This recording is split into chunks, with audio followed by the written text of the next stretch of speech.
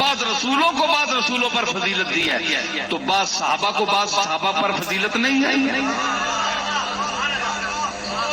فاروق اعظم کے سامنے جب حضرت ابو الدرداء یا حضرت ابو ہریرہ وہ حضور کا پیغام لے کر نکلے کہ جس نے من قال لا الہ الا اللہ دخل الجنہ، جس نے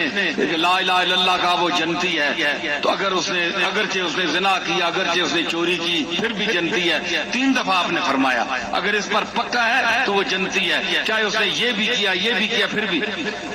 تو باہر نکلے تو آگے سے فاروق اعظم،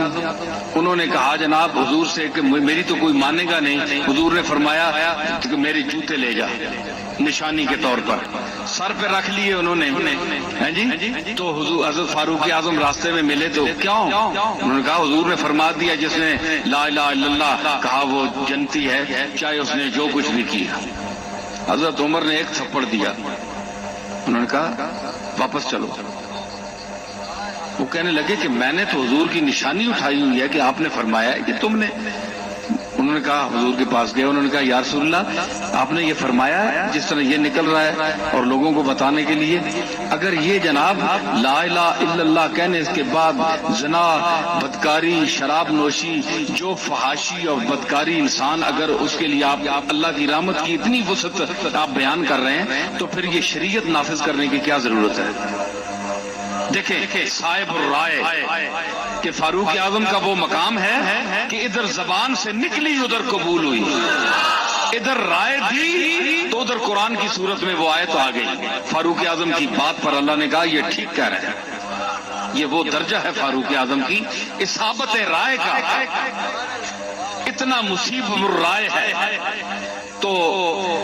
حضور نے فرمایا ٹھیک ہے فاروق تو ٹھیک کہہ رہا ہے، تو اس پر وہ قائم رہا اور اس پر مرا، اس کے بعد وہ جنت میں جائے گا۔ پھر آپ نے اضافے کیے، یہ نہیں ہے کہ تم اعلان کرتے پھرو کہ جاؤ جو مرضی کرو، صرف لا الہ الا اللہ پڑھ لو تو بس جنتی ہو، جو برے عمل کرو کرتے رہو۔ تو حضور نے تو فاروق اعظم نے جو صحابہ ان سے ڈرتے تھے، کئی صحابہ کو آپ مارتے تھے، کھڑکتے تھے، درے لگاتے تھے،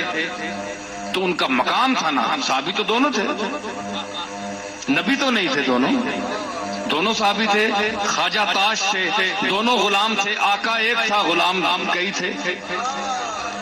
لیکن جو علمی مقام ان کو حاصل تھا اور جو حیبت حاصل اللہ نے عطا فرمائی تھی، اس کا وہ مقام تھا کہ سب صحابہ ان کی عظمت کو مانتے تھے، حضور بھی ان کی بات کو سن کر ان کے مشورے پر آپ عمل فرماتے تھے۔ تو اس میں ان کی کوئی گستاخی نہیں ہوگی کہ انہوں نے یہ کیوں کیا، تو یہ بات نہیں ہوتی، صرف بات یہ ہوتی ہے اچھا مثلا ان کے لیے جناب معاویہ کے لیے